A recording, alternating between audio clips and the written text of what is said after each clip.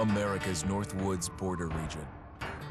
Within this land of 10,000 lakes and miles of dense timber, a hideous creature is believed to lurk. The North Woods is probably one of the last frontiers in America. There's still a lot of places in this area that hasn't been set foot by man.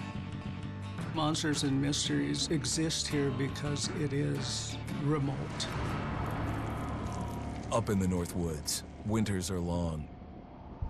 In times of biting cold and isolation, a devouring monster is believed to come forth.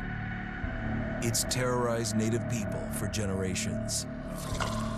Growing up, I was told, like, don't go outside, the Wendigo will get you.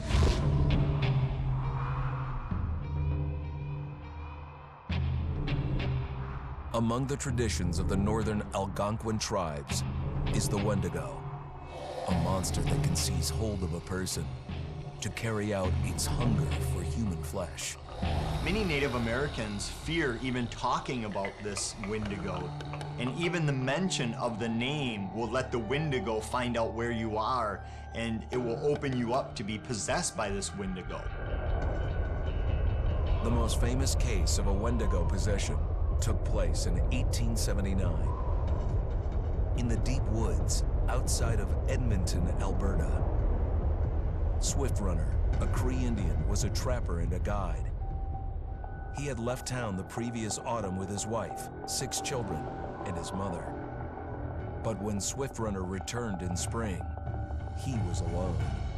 Swift Runner came into a nearby village telling this heartbreaking tale. I had to watch them starve to death. Of his family being killed by starvation, and that he was the only survivor. My whole family gone. It wasn't hard to understand a family falling victim to a brutal winter. To even not. Yet something was suspicious about Swift Runner.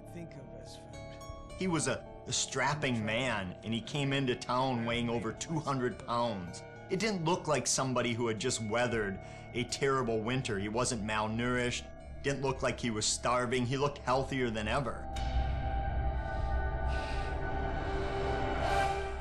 After a few nights, it became clear that something was wrong. He started having night terrors, screaming in his sleep.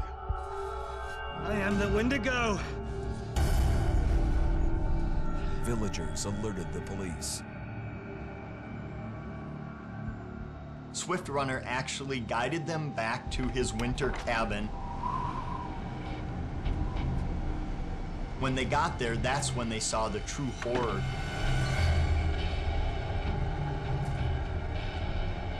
Human skulls were scattered around, many bones, some of which had been snapped in half, and the marrow inside had been drained.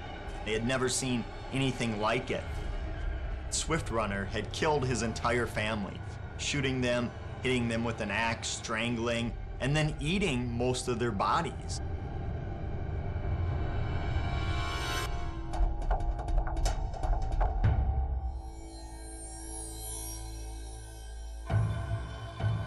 Right up until the moment the noose was on his neck, Swift Runner swore the evil spirit of the Wendigo had possessed him and twisted him into a cannibal killer. When he was on the gallows, Swift Runner himself said, "I am no longer a man.